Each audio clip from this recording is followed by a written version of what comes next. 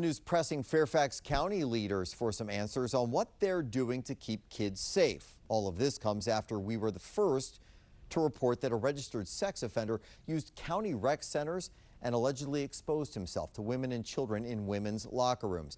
Nick Minock continues his coverage tonight.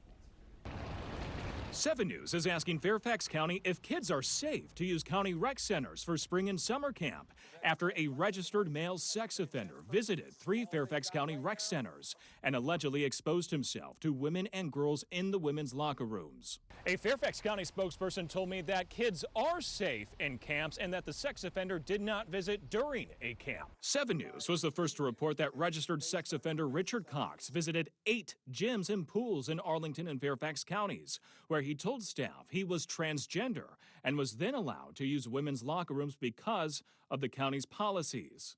Patrons were told to use the family restroom if they were uncomfortable with a naked man in the women's restroom.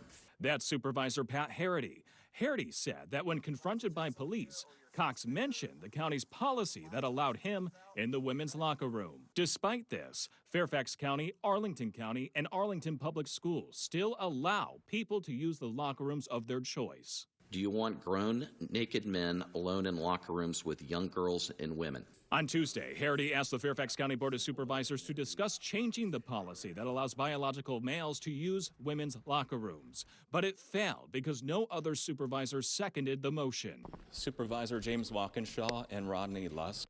I asked the supervisors if they think the policy needs to change, but they quickly walked away. And when I asked Chair Jeff McKay questions about the bathroom policy, McKay retreated into the men's bathroom.